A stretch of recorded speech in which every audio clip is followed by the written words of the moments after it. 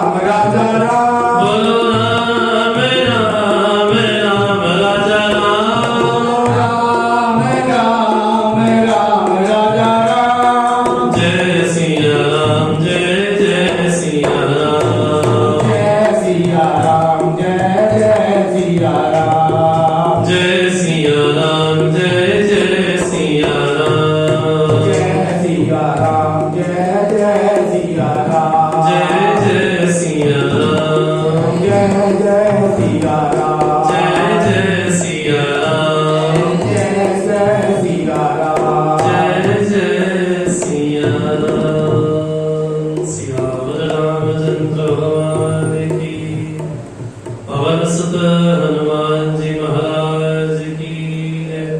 उमापति महादेव की, श्री नागेश्वर महादेव की जय।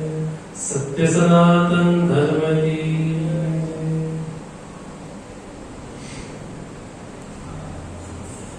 भगवान की मंगलमय कृपा से, हेतु की कृपा से शंकरावतार, रुद्रावतार, भगवान शिव का साक्षात स्वरूप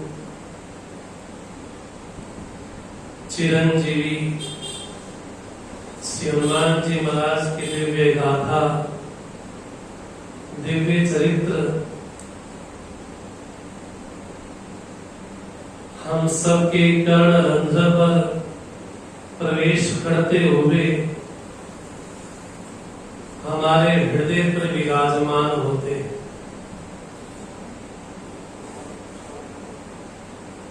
भगवान हमारे हृदय में प्रवेश कैसे करते हैं? तो भागवत कहती है, प्रविष्टः कर्णरंध्रेण, प्रविष्टः कर्णरंध्रेण।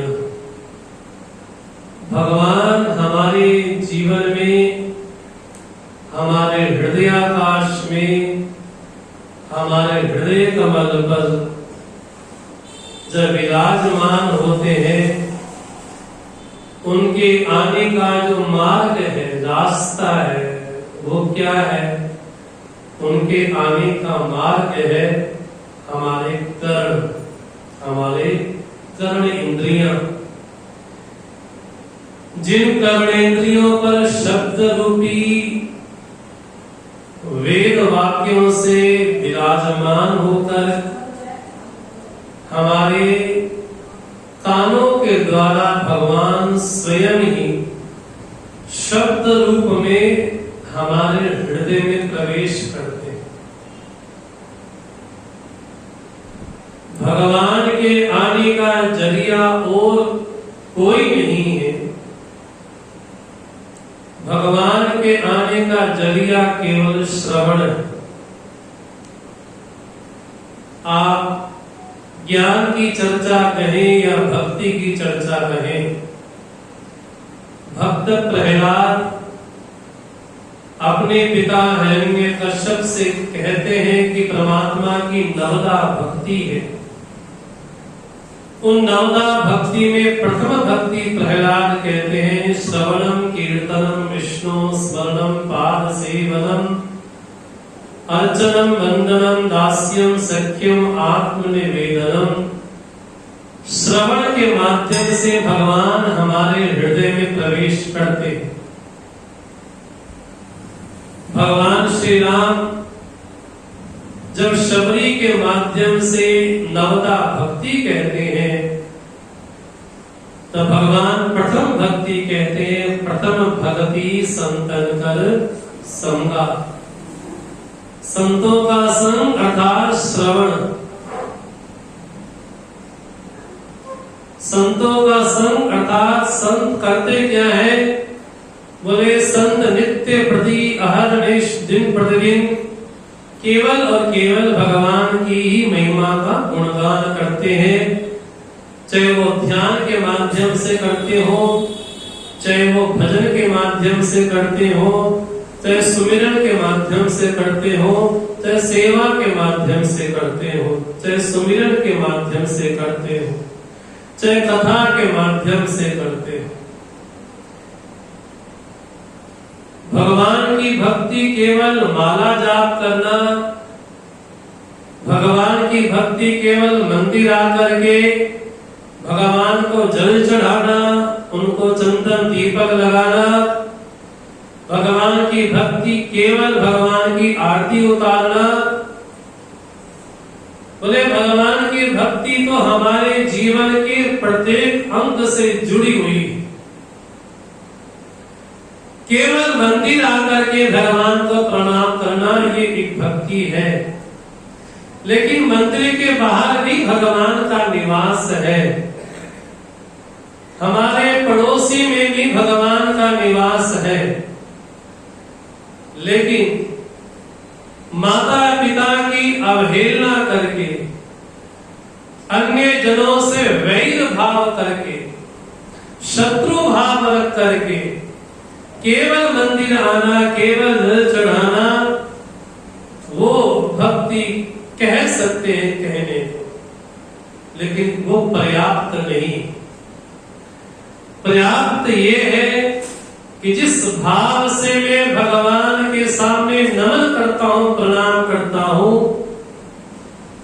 उसी भाव से चराचर जगत में जितने भी प्राणी हैं, उन सभी प्राणियों के प्रति मेरे मन में कोई वैर भाव ना हो।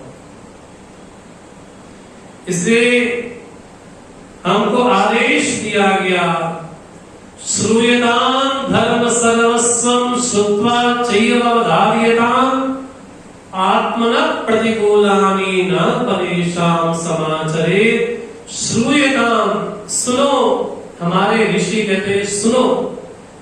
श्रूयतां धर्म सर्वस्वं, संपूर्ण धर्म का सार सुनो, न केवल सुनो, आगे कहते हैं श्रुत्वा चैव अवधार्यतां, सुन करके यहां भी अमल करो। हम लोग क्या करते हैं, यहां तो श्रवण करते हैं, लेकिन दूसरे कान से हाँ जी बाहर निकाल देते हैं।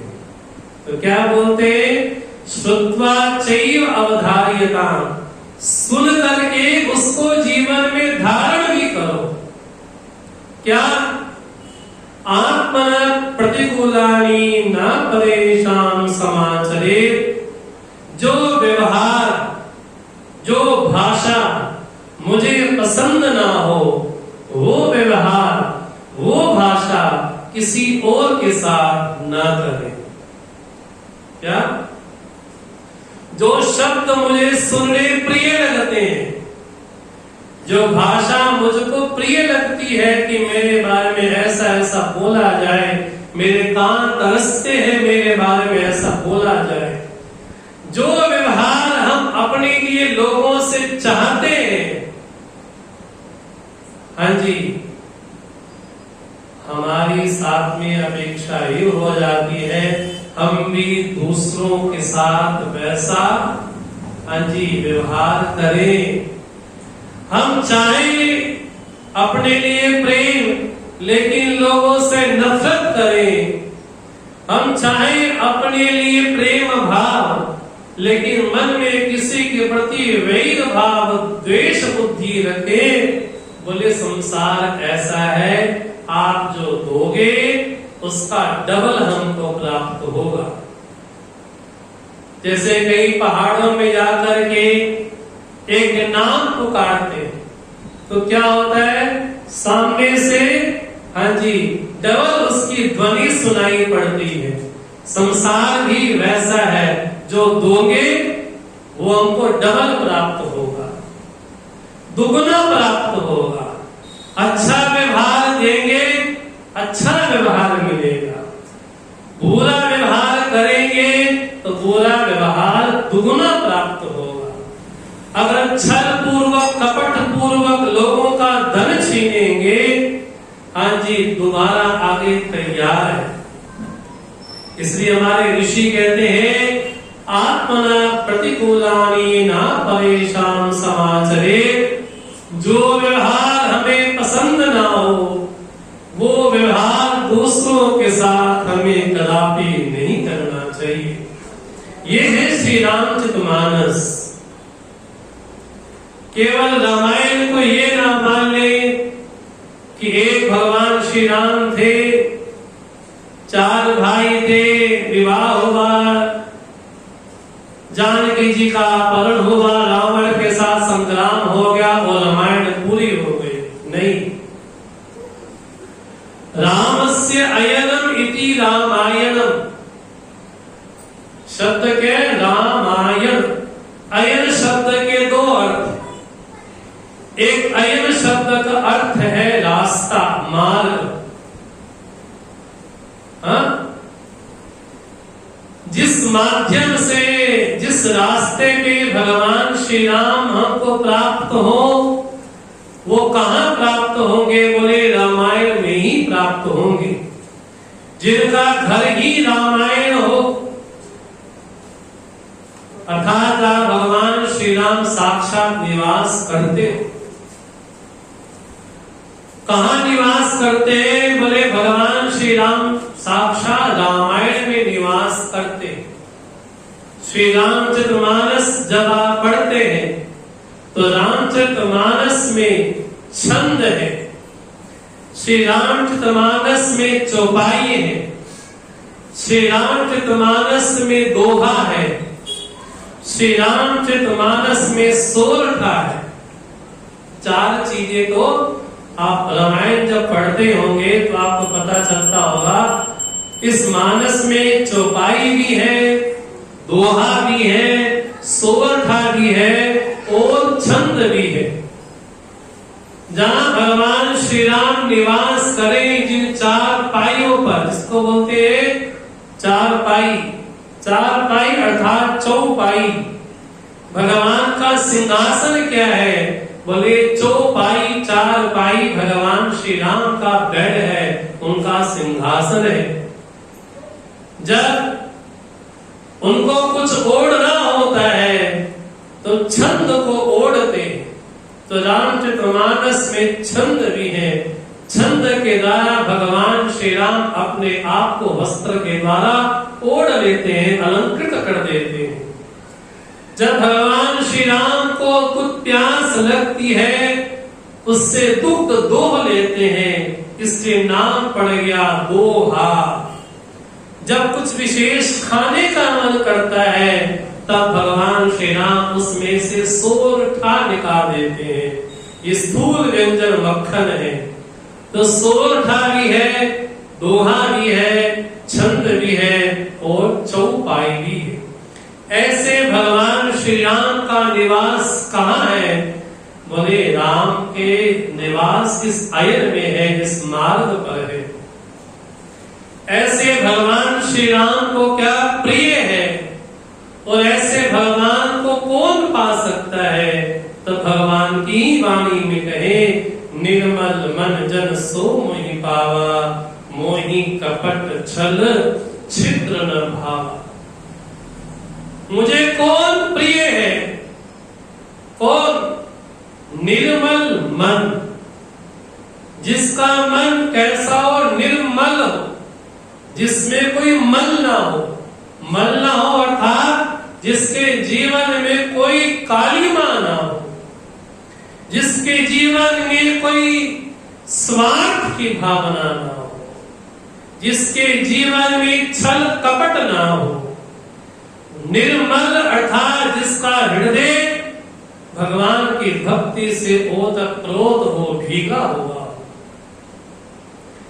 ऐसा जिसका भीगा हुआ मन होगा, बोले वही भगवान को प्राप्त हो सकता है। निर्मल मन जन सो मोहि पावा, मोहि कपट। देखो दरवाजे को हमारे में बोलते थे कपाट। पुराने जमाने में दरवाजे को बोलते थे कपाट है। कपाट मैंने जो ढक दे, कपाट मैंने जो अपनी चीजों को ढक दे, वो कपाट है। तो कपटी व्यक्ति की पहचान क्या है? बोले कपटी उसको बोलते हैं अंदर से कुछ और बाहर से कुछ और। जब आपसे कोई काम निकालना होता है तो मीठी मीठी भाषा बोल करके आपसे काम निकलवा दिया जाता है, लेकिन भीतर कपट भाव होता है। ऐसे लोगों से सावधान रहना चाहिए। गोस्वामी जी बोलते हैं, नमन नीच की अति दुखदाई। अगर नीच व्यक्ति हमको बार बार नमन करे तो व्यक्ति को सावधान हो जाना चाहिए। इसका मकसद, इसका उद्देश्य कुछ और ही है। अगर कोई मीठी मीठी भाषा बोल करके कुछ काम निकलवाना चाहे तो व्यक्ति को सावधान अवश्य होना चाहिए। इसलिए जब हमारे ऋषि कहते हैं जो व्यवहार हमें दूसरों से करना चाहिए, वो सातवीं शर्त भी है, वो व्यवहार हम दूसरों के साथ कदापि ना करें, कभी ना करें जो व्यवहार हमें पसंद ना हो। इसलिए इस भारतवर्ष की दो संस्कृति है। हम धीरे धीरे हनुमान चालीसा के सत्र में प्रवेश करने जा रहे हैं। इस भारत देश की, भारतीय संस्कृति के दो शब्द बड़े प्यारे हैं। एक शब्द है कृतघ्न और एक शब्द है कृतज्ञ। जो किए हुए को हमेशा याद रखे, उसको कभी भूले ना, उसको बोलते हो कृतज्ञ है। और जो किए हुए पे पानी फेर दे, जो किए हुए को भूल जाए। जब कठिन समय में उस व्यक्ति ने मेरा साथ दिया था, जब कोई भी मेरे साथ नहीं खड़ा था, उस समय व्यक्ति मेरे साथ खड़ा था, और ऐसे व्यक्ति को दगा देना, धोखा देना, बोले ये क्या है? बोले कृतघ्न है। जो किए हुए को भूल जाए उसको बोलते कृतघ्न। अब हम अपने आप पे चुनाव करें कि हम कृतज्ञ हैं या कृतघ्न हैं। हमारे ऋषियों ने, महर्षियों ने, राजऋषियों ने जो हमको संस्कृति प्रदान की, पंचभूतों ने जो हमको दिया, हमारी संस्था ने हमको जो दिया, हमारे परिवार वालों ने हमको जो दिया, हमने बदले में उनको क्या दिया? हाँ जी, आजकल बच्चे पूछते हैं ना, आपने हमारे लिए किया ही क्या है? आजकल के यंग बच्चे क्या पूछते हैं अपने माता पिता से, आपने हमारे लिए किया ही क्या है? उनको ये जब याद दिलाए, जब तुम कुछ करने के लायक नहीं थे, तब तुम्हारा मलमूत्र भी तुम्हारी माता उठाती थी। जब किसी करने के योग्य कुछ भी नहीं थे, उस समय माँ गीले में सोती थी और तुमको सूखे में सुलाती थी। आज वही संतान आकर के कहे कि आपने हमारे लिए क्या किया? जिस परिवार में, परिवार का, घर का नाम ही रामायण हो, जिस परिवार के सदस्यों का नाम ही राम, लक्ष्मण हो, भरत हो, लवकुश हो, ऐसे परिवार की अगर कोई सुकन्या अगर किसी दूसरे धर्मावलंबी से निकाह करती है, हाँ जी, विवाह करती है, तो क्या कहा जाए? घर का नाम तो रामायण, लेकिन बोले अब मैं बड़ी हो गई हूँ, जो मेरे मन में आएगा मैं वो करूंगी। इसको आज की जनरेशन क्या बोलती है? जो मुझे अच्छा लगेगा मैं वो करूंगी, मुझे कोई रोकने टोकने वाला नहीं होना चाहिए। परिवार के जो बच्चे बड़े हो जाते हैं, बिल्कुल यंग एज के हो जाते हैं, तो क्या बोलते हैं? हमें कोई रोकने टोकने वाला नहीं होना चाहिए, जो मन में आए वो करना चाहिए। ध्यान रहे, मनुष्य अपने जीवन में पूरी तरह से कभी भी स्वतंत्र नहीं हो सकता। हाँ जी, मनुष्य अपने जीवन में पूरी तरह से स्वतंत्र नहीं हो सकता। उसको अपने जीवन में कहीं न कहीं लगाम अवश्य चाहिए, और बिना लगाम के समाज, बिना लगाम के युवा पीढ़ी समाज के लिए बड़ी घातक हो जाती है। इसलिए अगर प्रकृति ने हमको बहुत कुछ दिया है तो हमारा फर्ज बन जाता है, हमारा नियम बन जाता है, हमारा कर्तव्य बन जाता है। अगर प्रकृति ने हमको दिया है तो हम भी प्रकृति को लौटाएं। और हम कैसे हैं? बोले हम कृतज्ञ है। हमने जल दूषित कर दिया, हमने वायु दूषित कर दी और जगह जगह कूड़े के भंडार खड़े कर दिए। बोले क्या हमने प्रकृति से लिया तो बहुत कुछ, लेकिन दिया हमने कुछ भी नहीं। परिवार से लिया, संस्था से लिया। आज इस प्रांगण में, जिस मंदिर में हम बैठे हैं, किसी समय किसी महापुरुष के मन में संकल्प आया होगा, इस धरा पर वो बैठे होंगे। धन्य ऐसी धरा जिस धरा पर पूज्य स्वामी राजगिरी जी महाराज कभी विराजमान हुआ करते थे, कभी नागा बाबा महाराज कभी यहाँ पर विराजमान हुआ करते थे। उनकी कृपा छाया है कि आज हम बैठ करके भगवान के सम्मुख ही भगवान के महिमा का गुणगान कर रहे हैं। इसलिए इस मंदिर के जो विशेष पदाधिकारी हैं, सदस्य हैं, उनका विशेष कर्तव्य बन जाता है इस मंदिर को चकाचौंध करें। इस मंदिर की जो ख्याति है वो कैसी हो, दिन प्रतिदिन बढ़ते जाए। उनके कंधों पर बड़ा विशेष भार भी है। उस भार का वहन इन सभी सदस्यों को अवश्य करना भी चाहिए। ये संस्कृति है हमारी कौन सी? ये संस्कृति हमारी कृतज्ञ संस्कृति है, ना कि कृतज्ञ की संस्कृति। ऐसे शंकरावतार भगवान श्री हनुमान जी महाराज ने उपकार किया। किस पे? उपकार मतलब होता है किए हो किया, लेकिन उसके बदले में कुछ ना चाहे। हम लोग कैसे हैं? अगर हमने थोड़ा किया है तो चाहते क्या है? मेरा माइक से नाम बोला जाए कि मैंने इतना इतना किया, मैंने ऐसा ऐसा किया। क्षमा चाहते हुए कहता हूं, उससे हमारे जीवन के पुण्य कम होते। लोगों को भले ही लगता हो ठीक है, नाम होता है तो हो, लेकिन इनडायरेक्टली जो प्रतिष्ठा है, जो वैभव है, जो यश है, उस पे कहीं न कहीं न्यूनता अवश्य आती। इसलिए किया और भगवान को ही अर्पण कर दिया। इसलिए क्या उपकार मैंने किया, लेकिन उसके बदले में जो कुछ ना चाहे।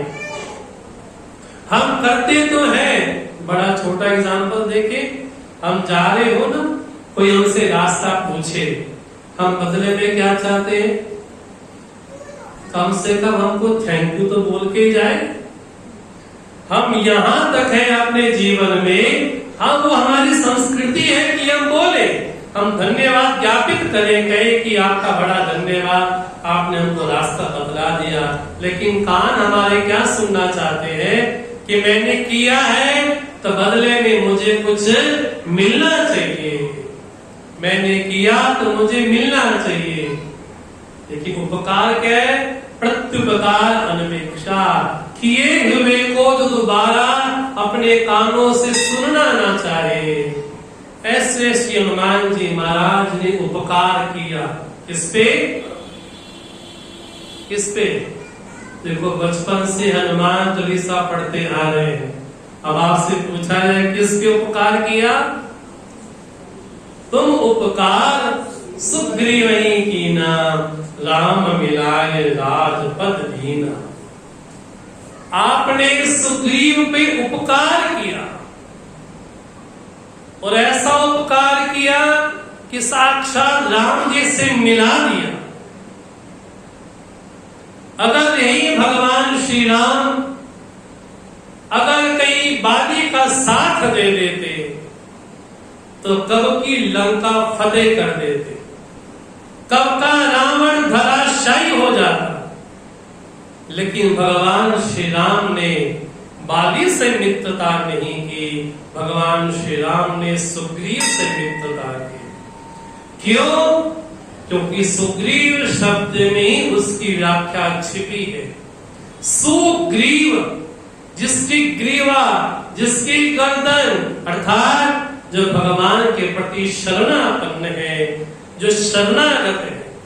देखा जाए, सुग्रीव बाहरी आचरण से कायर लगता है, सुग्रीव डरपोक सा लगता है, लेकिन ऐसे सुग्रीव पर भी भगवान श्री राम ने बड़ी कृपा की और कृपा का माध्यम बने श्री हनुमान जी महाराज।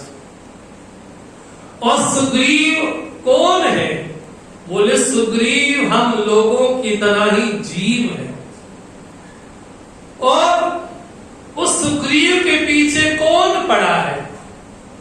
उस सुग्रीव के पीछे पड़ा है बाली। लेकिन बाली के डर से सुग्रीव कहां छिपा है? तो कहा ऋषि मुख पर्वत पर छिपा है। गोस्वामी तुलसीदास जी विनय पत्रिका में बोलते हैं, ये बाली और कोई नहीं, ये बाली हमारे जीवन में हमारा कर्म है। बाली कर्म, ये कुछ आपको रामायण में प्रवेश इस रूप में करिए। आप रामायण को इस तरह से समझने का प्रयास करिए। बाली कर्म है और सुग्रीव कहां छिपा है? बोले ऋषिमुख पर्वत पर छिपा है। ऋषिमुख पर्वत अर्थात जहां सत्संग हो वहां कर्म हमारे नजदीक नहीं आता। इस समय हम कहां बैठे हैं? इस समय हम सभी लोग ऋषिमुख पर्वत पर बैठे। वो ऋषिमुख पर्वत एक सत्संग है। हम जैसे ही इस मंदिर की दहलीज पे बाहर जाएंगे, कर्म हमारे लिए खड़ा है। इसलिए गोस्वामी जी बोलते हैं कि हम सभी अपने जीवन में 4 चीजों से घिरे हैं।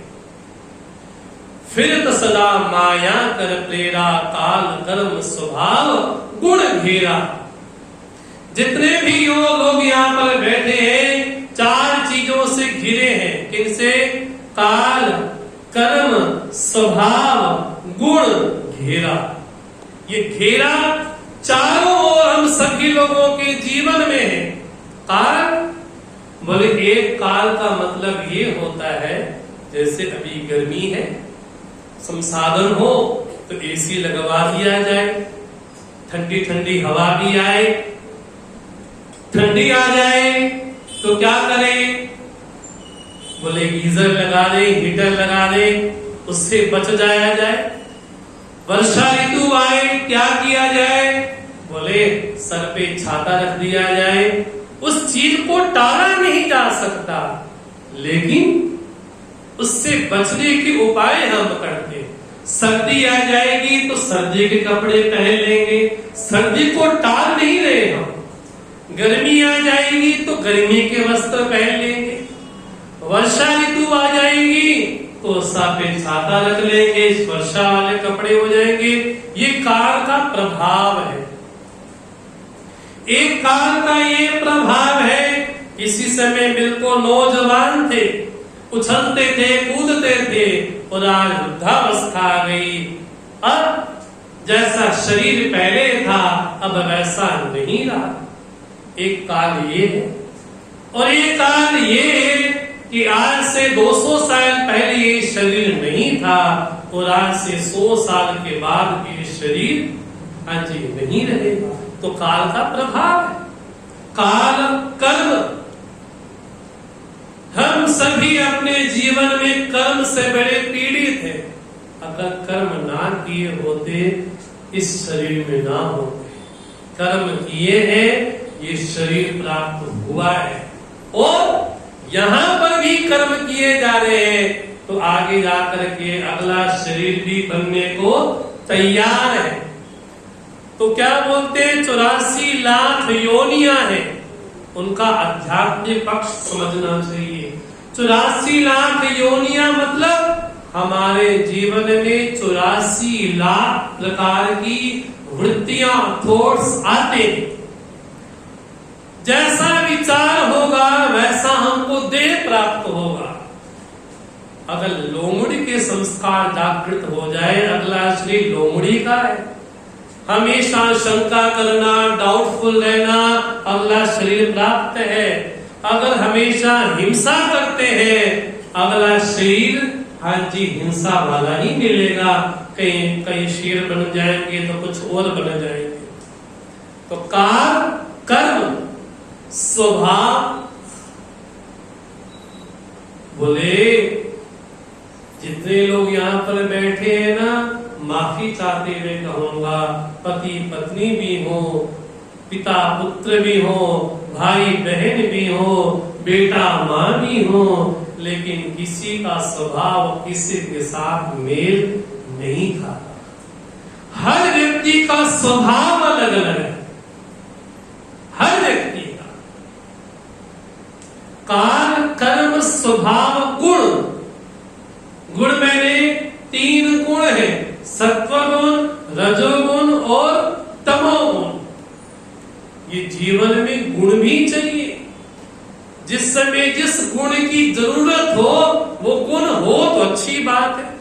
अब इस समय आपको कौन सा गुण चाहिए?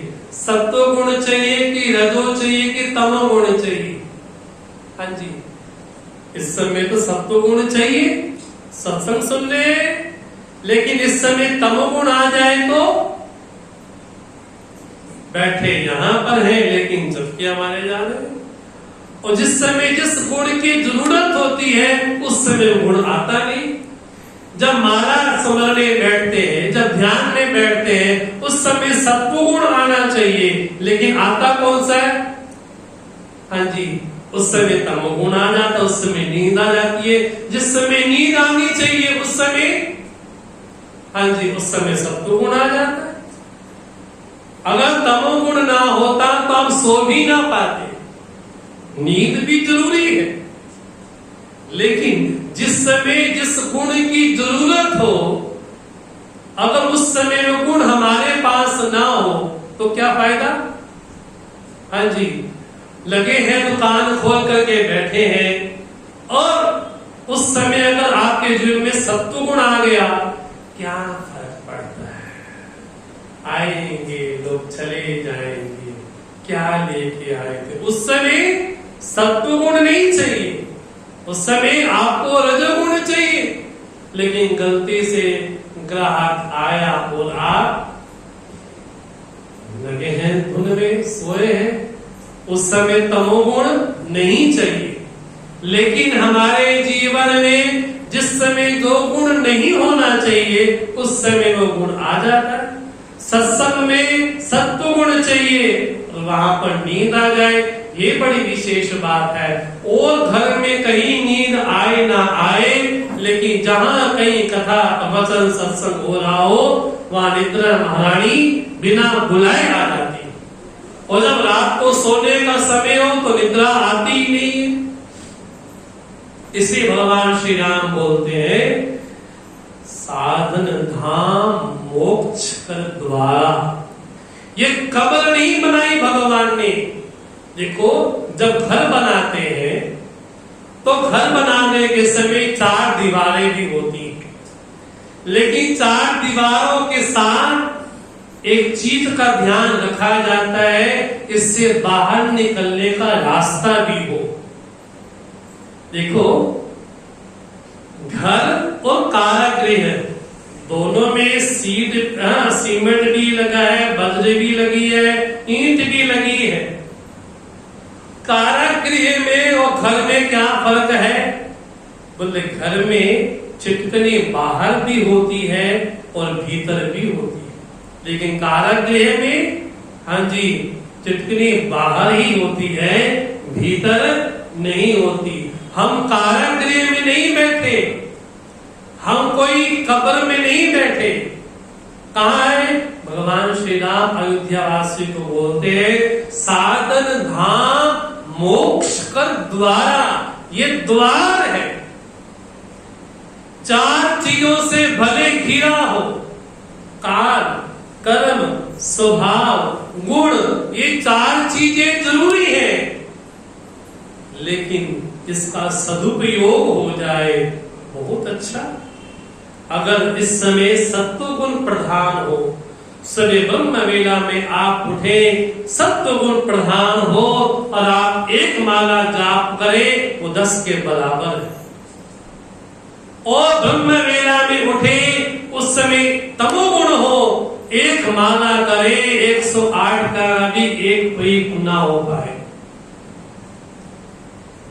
जिस समय जो गुण हो, उस समय उसकी विशेषता का लाभ उठाना चाहिए। अब लगे इस समय सत्व गुण प्रधान है, साधन किया जाए। अब लगे कि दान करने का संकल्प मन में हो गया, बोले कल करेंगे, बोले कल नहीं अभी करेंगे, उसी समय किया जाए, तत्क्षण किया जाए, उसका अलग प्रभाव, उसका अलग फल भी होता है। इसलिए भगवान श्री राम बोलते हैं, अयोध्या वासियों, मैंने तुमको किसी कब्र में नहीं बिठाया, 4 दीवारी में नहीं बिठाया, इससे निकलने का मार्ग भी बतलाया है। और मार्ग कौन सा है? बोले हमारा शरीर साधन धाम मोक्ष का द्वार। ऐसे सुग्रीव पर भगवान श्री राम जब कृपा करते हैं तो गोस्वामी जी बोलते हैं, तुम उपकार सुग्रीव ही कीना। आपने सुग्रीव पर उपकार कर दिया, क्योंकि सुग्रीव शरणागत हो भगवान के। अब हनुमान जी महाराज बोलते, राम जी बड़ा मन में संकट है क्या? बोले मैं आपको लेकर के जाऊं सुग्रीव के पास, या सुग्रीव को आपके पास लाने को कहूं? बोले क्यों? बोले जो बाली रूपी कर्म है, बाली रूपी कर्म हमेशा सुग्रीव रूपी जीव के पीछे पड़ा रहता है। इसलिए रावण ने सब पे विजय प्राप्त कर ली, लेकिन उस रावण को भी बाली अपने बगल में घुमा के रखता है। ये बाली और कोई नहीं, बाली कर्म है। रावण सबको जीत लेता है, लेकिन बाली रावण कर्म रूपी बाली से बच नहीं पाया। इसलिए हम सभी लोग सुग्रीव की तरह ऋषिमुख पर्वत पर बैठे हैं और कर्म से बचने का एक ही उपाय है। अगर कर्म किया है तो शरीर प्राप्त होगा। उस सुग्रीव का उद्धार कैसे होगा? बोले जब तक सुग्रीव रूपी जीव भगवान के चरणों का आश्रय नहीं ले लेता, तब तक जन्म जन्मांतर तक सुग्रीव रूपी जीव हम सभी लोग भटकते रहते। एक हमारे संत हुए हैं दक्षिण भारत में, उनका नाम हुआ है रमण महर्षि। उनका बड़ा प्यारा ग्रंथ है, उस ग्रंथ का नाम है उपदेश सार। कभी आपको सुनने का पढ़ने का मन हो तो कभी इस पे चर्चा करेंगे। बड़ा सुंदर ग्रंथ है, संस्कृत में है लेकिन बड़ा प्यारा, छोटे छोटे श्लोक है। रमण महर्षि बोलते हैं, कृति महोदधौ पतन कारणम फलम शाश्वतम गति निरोधकम।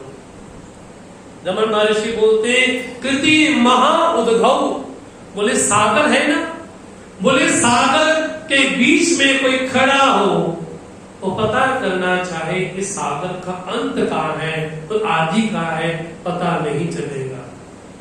जब आप कर्म के सागर में पड़ जाते हैं, आपको समझ नहीं आती कि अब मैं सारे सिस्टम को वाइंड अप कैसे करूं, क्योंकि इतना विस्तार कर दिया, इतना विस्तार कर दिया, अब समझ नहीं आ रही कि इतना जब संसार बढ़ गया उसको कैसे समेटा जाए। समेटने की विधि भी हमारे जीवन में हो।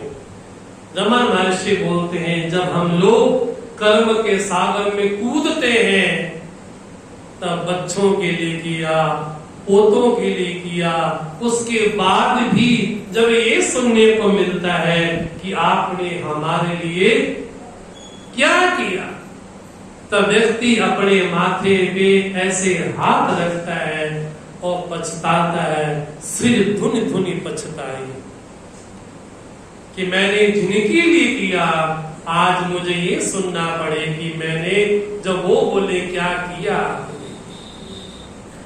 ऐसे सुग्रीव पर उपकार करने के लिए संत स्वरूप श्री हनुमान जी महाराज राम जी से कहते हैं, शास्त्र ये कहता है अगर भगवान को पाना है अपने से ऊपर उठना पड़ेगा। अगर मैं सुग्रीव से कहूं कि तुम नीचे आओ तो भगवान को पाने के लिए व्यक्ति को नीचे नहीं आना पड़ता, ऊपर उठना पड़ता है। और भगवान से अगर ये कहा जाए भगवान आप नीचे उतरो, तब तो धर्म की व्याख्या बड़ी विचित्र हो जाएगी। इसलिए हनुमान जी महाराज ने श्री राम और लक्ष्मण जी को अपनी दोनों भुजाओं पर रख करके कहां पहुंचे, जहां ऋषिमुख पर्वत है। ऐसे ऋषिमुख पर्वत पर जहां सुग्रीव विराजमान है, ऐसे सुग्रीव से मित्रता होती है और मित्रता के लिए लकड़ी जलाई जाती है। उस समय श्री राम जी लक्ष्मण से कहते हैं, कितना सुमधुर प्रसंग है कि यार अग्नि के माध्यम से, अग्नि की उपस्थिति में सुग्रीव और श्री राम का मिलन हुआ। लेकिन साथ में ये भी कहते हैं अग्नि भी हो, लकड़ी भी हो, लेकिन वायु ना हो तो अग्नि चेतन नहीं हो सकती। इसलिए वायु पुत्र, पवन पुत्र श्री हनुमान जी महाराज की कृपा विशेष है कि उन्होंने सुग्रीव पर उपकार किया। कैसा उपकार किया? तुम उपकार सुग्रीव कीना राम मिलाए राजपद देना। क्या मिला? बोले सुग्रीव को राजा का पद भी मिला। भगवान श्री राम ने सुग्रीव से मित्रता करके बाली का संहार हुआ, उसके बाद पुनः सुग्रीव को राज्य भी प्राप्त हुआ। लेकिन सारी योजना बताने वाली कौन थी? हमारी भक्ति महारानी शबरी। शबरी ने सुग्रीव को नहीं देखा, लेकिन शबरी बोलती है आप जाएंगे, आपकी सुग्रीव से मित्रता होगी और मित्रता होने के बाद आगे का रास्ता आगे बनेगा। इसलिए गोस्वामी जी बोलते हैं हनुमान जी के बारे में, तुम उपकार सुग्रीव ही कीना राम मिलाए राजपद दीना। इतना बड़ा राजपद उनको दे दिया। किसी ने कहा भगवान श्री राम, सुग्रीव ने जब आपके चरणों का आश्रय लिया तब आपने सुग्रीव को राजपद दे दिया। कहीं विभीषण आया तो विभीषण आपके शरणापन्न हो गया, विभीषण को आपने लंकेश बना दिया। भगवान कहीं रावण आपकी शरण में आ जाए तो रावण को क्या दोगे? भगवान श्री राम बोलते मैं अयोध्या का राजा बना दूंगा। ऐसा उपकारी और कौन हो सकता है जो रावण को भी अयोध्या सौंप दे? अब गोस्वामी तुलसीदास जी आगे चलते हैं, कहते हैं तुमरो मंत्र विभीषण माना लंकेश्वर भय सब जग जाना। आपका मंत्र विभीषण ने सुना, उससे क्या हुआ? लंकेश्वर भय सब जग जाना। आपको लंकेश्वर की प्राप्ति हुई, लंकेश्वर पद की प्राप्ति हुई। अब इस चौपाई में थोड़ा चिंतन करें। विभीषण का नाम जब भी हमारे कानों पर आता है तब तुरंत हमारे मन में क्या आता? विभीषण कौन? घर का भेदी लंका ढाए, भातृद्रोही देशद्रोही कौन? बोले विभीषण। लेकिन ये विभीषण के साथ न्याय नहीं। विभीषण तो भागवत भगवान के भक्त है। विभीषण के जीवन को जिसने समझ लिया उसको अपने जीवन में भक्ति के वास्तव में स्थिति का पता चल जाएगा। विभीषण ने भक्ति कैसे की? ये विभीषण कौन है? बोले श्री हनुमान जी महाराज का आगमन होता है लंका में, और लंका में भगवान श्री राम के दूत श्री हनुमान जी महाराज जब प्रवेश करते हैं तो क्या देखते हैं कि वहां पर लंका में भोग की नगरी है, उस भोग की नगरी में कौन निवास कर रहा है? तो बोले मंदिर मंदिर प्रतिकर सोदा, देखे जहत अगणित जोधा। बोले वहां पर क्या दिखाई पड़ा हनुमान जी महाराज को? मंदिर मंदिर। वहां पर घर दिखाई नहीं पड़े, क्या दिखाई पड़ा हनुमान जी महाराज को? मंदिर दिखाई पड़े। और बड़ी विचित्र बात लगती है यहाँ पर, थोड़ा समझने वाली है कि विभीषण वास्तव में है कौन? हम जानते हैं कि जय विजय भगवान के पार्षद हैं। उन जय विजय को शाप प्राप्त हुआ सनकादि ऋषियों के द्वारा। जब जय विजय भगवान के दर्शन को जाते हैं और सनकादि ऋषि जब भगवान के दर्शन को जाते हैं तो जय विजय उनका मार्ग रोकते हैं, आप अंदर नहीं आ सकते। तब सनकादि उनको शाप देते हैं कि तुम्हारी वृत्ति असुरों वाली है, तुम जाकर के असुर हो जाओ। वहीं जय विजय आगे जाकर के हिरण्यकश्यप हिरण्याक्ष बनते हैं। वहीं जय विजय आगे जाकर के रावण कुंभकर्ण बनते हैं। वहीं जय विजय आगे जाकर के शिशुपाल और दंतवक्र बनते हैं। जब उनका जन्म हिरण्यकश्यप के रूप में हुआ तो उनका पुत्र प्रहलाद है। और प्रहलाद को हिरण्यकश्यप बार बार टोकता है, हरि की भक्ति नहीं करनी, विष्णु की भक्ति नहीं करनी। लेकिन जितना हिरण्यकश्यप टोकता है, हाँ जी, उतना ज्यादा प्रहलाद भगवान के सन्निकट होता चला गया। और इतनी प्रहलाद के मन में तो कंठा आ गई, इतना विरह आ गया कि भगवान तत्क्षण प्रहलाद को प्राप्त भी हो जाते हैं। ज्यादा विलंब भगवान भी नहीं करते। हिरण्यकश्यप ने सोचा, पूर्व जन्म में जो मैंने गलती की, अब उस गलती को नहीं दोहराऊंगा। क्या हमारे संत जन कहते हैं, वही प्रहलाद अगले जन्म में आकर के विभीषण बनते।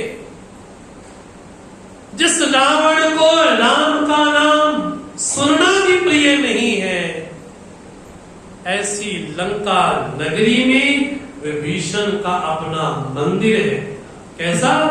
रामायुध अंकित गृह, शोभा बरनी न जाए, नव तुलसी का वृंदतः, देखी हर्ष कपिराई।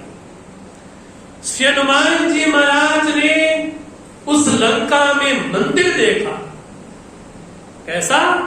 रामायुध अंकित गृह। जब भगवान श्री राम के आयुधों से अलंकृत हो, शंख चक्र गदा पद्म जहां लगे हो, जहां तुलसी के छोटे छोटे पुष्प हो, पत्ते हो, छोटे छोटे पौधे हो, बोले ऐसे लंका में विभीषण का घर देखा, मंदिर देखा।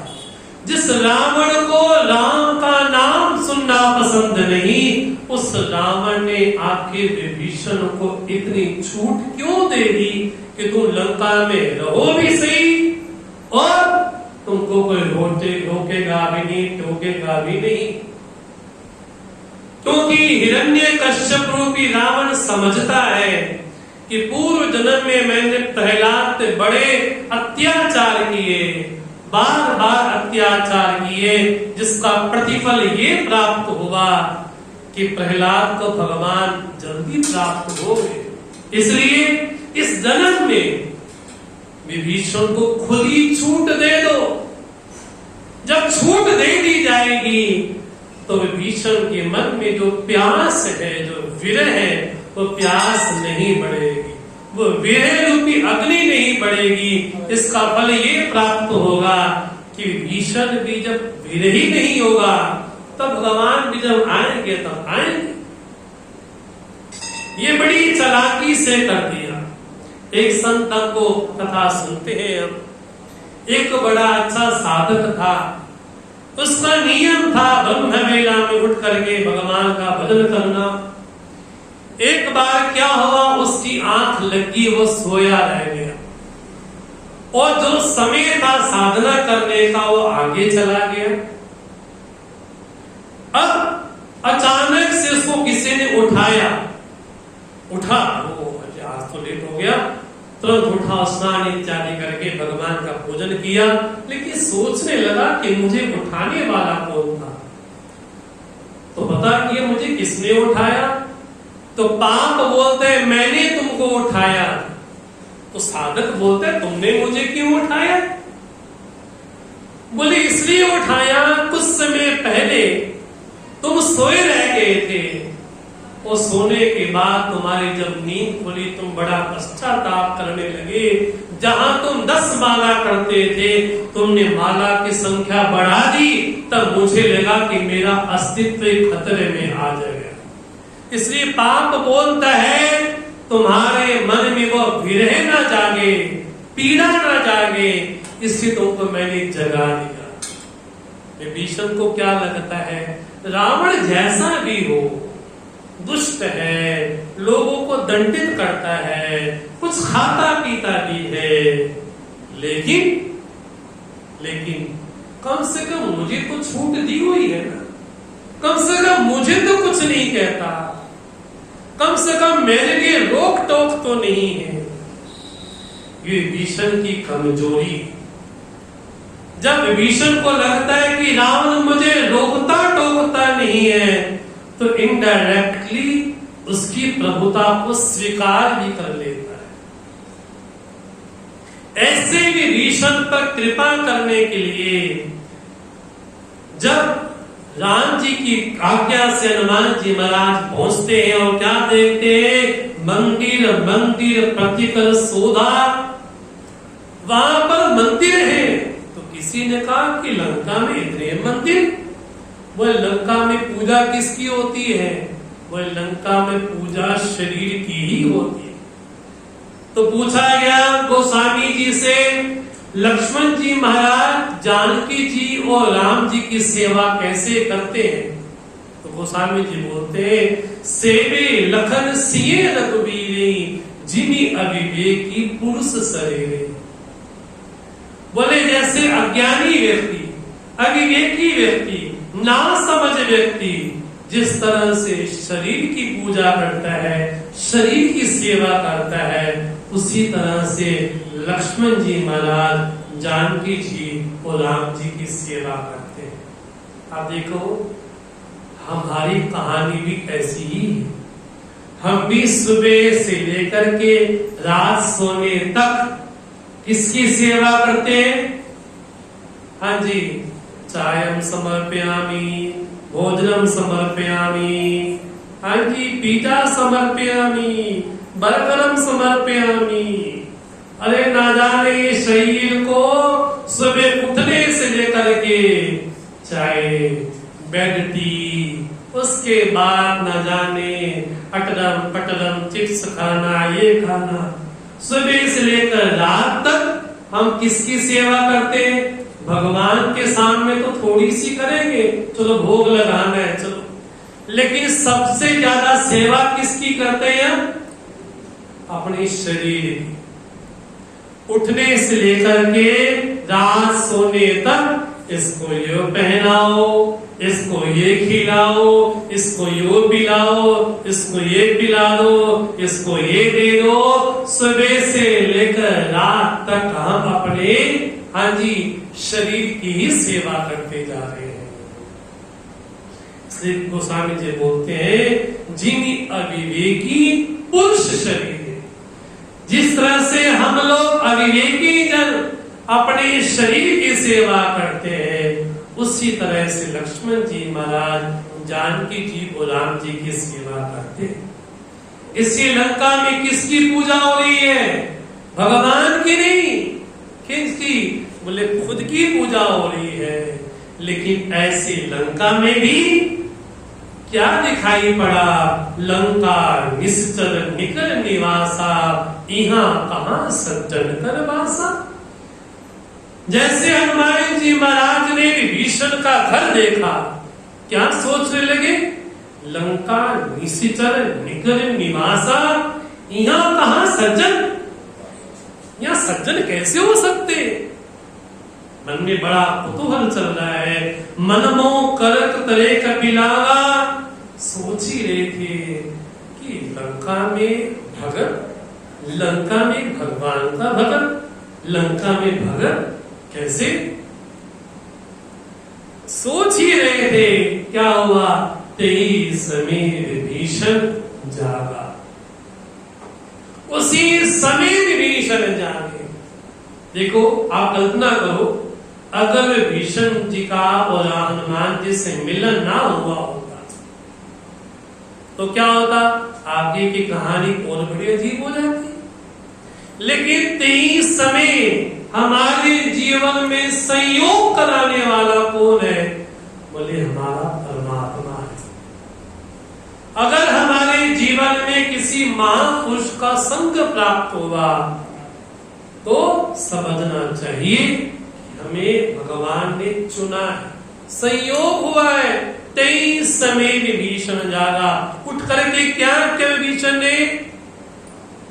मोबाइल में कौन सा व्हाट्सएप आया, क्या आया, क्या? जैसे उठे विभीषण के मुख में क्या आया? राम राम तेहि सुमिरन कीना, हृदय हर्ष कपि सज्जन छीना। जैसे विभीषण उठते हैं, पहला वाक्य क्या आता है? राम राम। इसका मतलब है रात को सोते समय आप जो भाव लेकर के सोते हैं, सुबह उठते ही हमारे मन में वही भाव होता है, वही विचार होता है। अगर रात को बड़े क्लेश में, लड़ाई में, झगड़े में हम सोए हैं, सुबह उठते पहले ख्याल कौन सा आएगा? हाँ जी, वही क्लेश वाला, लड़ाई झगड़े वाला। इसको बोलते हैं जिसका सोना सही है उसका जगना भी सही है, और जिसका सोना खराब है उसका जगना भी खराब है। इसलिए रात को जब सोए, जब मोबाइल से छुटकारा हो जाए तो क्या करें? भगवान से आज्ञा लें। मेरा तो नियम है सालों से, मैं जब रात को सोता हूं तो 2 मंत्र 2 श्लोक बोल के सो। आत्मा तम गिरिजा मति सहचरा, प्राणा शरीरम गृहम, पूजाति विषयोपभोग रचना, निद्रा समाधि स्थिति, संचारा पदयो प्रदक्षिण विधि, स्तोत्राणि सर्वा गिरो, यद्यत् कर्म करोमि तत्तदखिलं शंभो तवाराधनम्। करचरणपटं वा कायजं कर्मजं वा, श्रवणनयनजं वा मानसं वा पराधं, विहितं अवहितं वा स्वरमेतं क्षमस्व। जय जय करुणाब्धे श्री महादेव शंभो। रात को जब सोऊं तो क्या बोले? मेरी वाणी के द्वारा, मेरे कर्म के द्वारा, मेरे मन के द्वारा अगर कुछ ऐसा आचरण हो गया है जिससे किसी को कष्ट पहुंचा है, उसके लिए महादेव ये कृपा के साथ मुझे क्षमा करो। जब सोए भगवान से प्रार्थना करें, हे प्रभु आप क्या हो? आत्मा त्वम गिरिजामति सहचरा, प्राणा शरीरम गृहम। आप मेरी आत्मा हो, हमारी गिरिजा हमारी मति है, प्राण इत्यादि भगवान के गण है। जब सोए निद्रा क्या हो? निद्रा समाधि स्थिति। खराटे लेके ना सोए, क्या? निद्रा हमारी समाधि हो। हम जो कुछ बोले भगवान की स्तुति करें, जितना भी चले, घर से दुकान तक जाए, ये ना सोचे कि दुकान जा रहे, ये सोचे कि भगवान की परिक्रमा कर रहे। परिक्रमा के लिए मंदिर आए तो भगवान की परिक्रमा करें। परिक्रमा माने जीवन का केंद्र बिंदु भगवान। जब परिक्रमा प्रदक्षिणा करते हैं मंदिर की तो क्या मन में भाव होता है? हमारा जीवन का केंद्र भगवान है, उस केंद्र के इर्द गिर्द हमारा जीवन हो, तब भगवान की परिक्रमा की जाती है। राम राम ते सुमिरन कीना। विभीषण ने रात्रि सोते समय जब राम का सुमिरन किया होगा तभी तो सुबह उठ करके ख्याल किसका आया? राम का ही आया। जब हनुमान जी महाराज को लगा कि ये तो अपने ही है, तब हनुमान जी महाराज बोलते ऐसन घट करियो पहचानी, साध तो होई न कारज हानि। हठ पूर्वक अगर ये ना भी मिलना चाहे लेकिन फिर भी मैं मिलूंगा। क्यों? साधु किसी का बुरा नहीं करता। साधु की पहचान केवल भगवा वस्त्रधारी हो, त्रिपुंडधारी हो, इतना मात्र नहीं।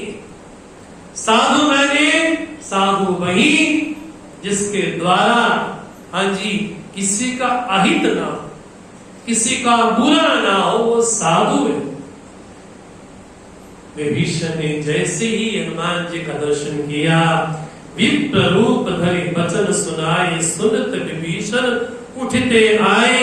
विभीषण ने जैसे हनुमान जी को देखा ब्राह्मण वेश में, हनुमान जी महाराज 3 बार ब्राह्मण बने। एक बार जब प्रथम राम जी का मिलना था तब विप्र बने, पुनः जब यहाँ पर प्रसंग आए विभीषण के लिए तब विप्र बने, अंतिम जब भरत को मिलना था तब भी विप्र ही ब्राह्मणी बने। जब दोनों आपस में मिले तो विभीषण ने हनुमान जी को क्या देखा? आप सोचिए विभीषण की स्थिति कैसी होगी। कलि प्रणाम पूछी कुशलाए, विप्र कौ निज कथा बुझाई। अब बोलते हैं कि तुम हरिदास में कोई, क्या राम जी के कोई हरि के दास हो? क्यों? बोले मोरे हृदय प्रीति अति होई। आप राम के भक्त हैं, इसका प्रभाव है कि मेरा चित्त बड़ा प्रफुल्लित हो रहा है। यहां तक तो ठीक, आगे क्या बोलते कि तुम राम दीन अनुरागी, आयो मोहि करम बड़भागी। क्या आप अनुरागी मेरे भगवान श्री राम तो नहीं? एक तरफ विभीषण क्या देखते हैं, क्या कि राम जी का दास कोई आया, एक तरफ देखते हैं कि ब्राह्मण आया, लेकिन आगे बोलते कि साक्षात राम तो नहीं आए, आप दीन पे कृपा करने के लिए नहीं तो आए थे। हनुमान जी गुलाब थोड़ा ज्यादा हो गया, हनुमान जी स्वयं अपना परिचय देते हैं। तब हनुमंत कई सब राम कथा निज नाम, सुनत जुगल तन कुल कमन, मगन सुमिर गुण गान। लंका में पहली कथा यहाँ पर हुई, वक्ता श्री हनुमान जी महाराज हुए, और राम कथा वक्ता हमारे हनुमान जी महाराज, श्रोता विभीषण। और कथा का प्रभाव क्या हुआ? कथा का प्रभाव हुआ सुनत जुगल तन पुलक। जैसे भगवान की कथाओं को सुना, नेत्रांजलि, नेत्रों से अश्रुधारा बहने लगी। ये कथा का फल है। इसलिए राम जी महाराज शबरी से बोलते, दूसरी भगति मम कथा प्रसंगा। जब मेरी कथाओं में आपको रस आना शुरू हो जाए तब समझना हमारे जीवन में भक्ति ने प्रवेश किया। इसलिए विभीषण बोलते हैं, अब मोहि भरोस हनुमंता, बिनु हरि कृपा मिल ही नहीं सकता। मुझे पूर्ण विश्वास है कि परमात्मा की कृपा से मुझे आपके दर्शन हुए। कैसे दर्शन हुए? बोले कृपा है भगवान की, साक्षात संत मुझे दर्शन देने को आए। इसी रामचरितमानस में ये भी कहा गया, पुण्य पुंज बिन मिले ही न संता। बिना पुण्यों के पुंज के संत दर्शन नहीं होते। इसी मानस में ये भी कहा गया, बिनु हरि कृपा मिले ही नहीं संता। जब मैं खुद चल करके उनके पास जाऊं तो ये मेरे पुण्य का प्रताप है, लेकिन जब संत स्वयं चल करके आए तब पुण्य का प्रताप नहीं है, तब भगवान की कृपा है कि संत स्वयं चल करके आए। इसलिए क्या बोलते हैं, संतन के संग लाग रे वो तेरी अच्छी बनेगी, संतन के संग लाग रे वो तेरी अच्छी बनेगी, संतन के संग लाग रे तेरी अच्छी बनेगी, संतन के संग लाग रे तेरी अच्छी बनेगी, संतन के संग लाग रे तेरी अच्छी बनेगी, अच्छी बनेगी तेरी बिगड़ी बनेगी, अच्छी बनेगी तेरी बिगड़ी बनेगी, संतन के संग लाग रे तेरी अच्छी बनेगी, संतन के संग लाग रे तेरी अच्छी बनेगी, संतन संग करी पुण्य कमाई, संतन संग करी पुण्य कमाई, पुण्य कमाई, पुण्य कमाई, पुण्य कमाई, पुण्य कमाई, संतन संग करी पुण्य कमाई, संतन संग करी पुण्य कमाई, रामचरण नोला करे तेरी अच्छी बनेगी, संतन के संग लाग रे तेरी अच्छी बनेगी, कागा से कोई हंस करेंगे, कागा से कोई हंस करेंगे, हंस करेंगे, हंस करेंगे, हंस करेंगे, हंस करेंगे, कागा से कोई हंस करेंगे, कागा से कोई हंस करेंगे, मिट जाए दिल के ताकरे तेरी अच्छी बनेगी, संतन के संग लाग रे तेरी अच्छी बनेगी, मोनिशा में बहुत दिन सोए, मोनिशा में बहुत दिन सोए, बहुत दिन सोए, बहुत दिन सोए, बहुत दिन सोए,